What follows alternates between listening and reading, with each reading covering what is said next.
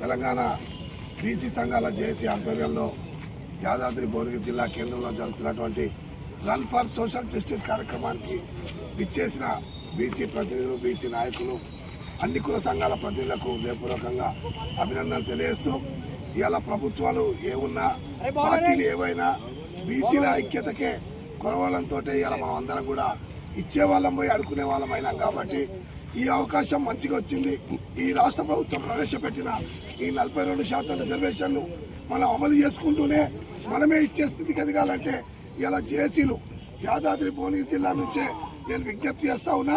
Are Krishnaiah కానీ, జాజిలసింగ్ గౌడ్కు సంబంధించిన ప్రతినిధులారా, మీరు గ్రామాలకు వెళ్దాం. ఎంఆర్పీఎస్ ఉద్యమం ఏ రకంగా అయితే నిర్మాణం చేసినామో ఇలా అదే రకంగా బీసీ ఉద్యమాన్ని నిర్మాణం చేస్తే మనం ఎంత వాటా ఉందో మనకంత రిజర్వేషన్ వచ్చే విధంగా, లేకపోతే ఎన్నికలలో నిలబడి మనకు మనమే ఓట్లేసుకునే రీతిలో ఈ ఉద్యమం ద్వారా ఎదిగే అవకాశం ఉంది.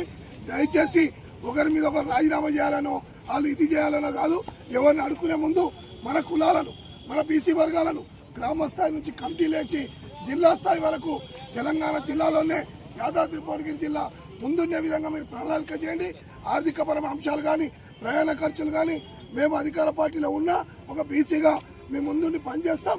మనం అందరం కూడా ఆ రకమైనటువంటి ప్రణాళికలు వేసుకొని ముందు బీసీ ఉద్యమాన్ని ఉధృతం చేసి రానున్న స్థానిక సంస్థల ఎన్నికల్లో బీసీ ఎవరు పోటీ చేస్తే వాడు గెలిచే విధంగా, బీసీల కన్నా డబల్గా పోటీ చేస్తే వాళ్ళని సమన్వయం చేసే బాధ్యత ఈ యొక్క ఆర్ కృష్ణయ్య కానీ, జాజిలసింగ్ గౌడ్ యొక్క ప్రతినిధులు బాధ్యత వహించాలని విజ్ఞప్తి చేస్తూ, రాష్ట్ర ప్రభుత్వం చేస్తున్నటువంటి ఈ యొక్క ఉద్యమంలో ఇలా కేంద్ర ప్రభుత్వం కూడా బాధ్యత తీసుకొని కేంద్రంలో ఉన్నటువంటి భారతీయ జనతా పార్టీ బీసీ బిడ్డలందరూ కూడా కలిసి రావాలని కోరుతా ఉన్నాం.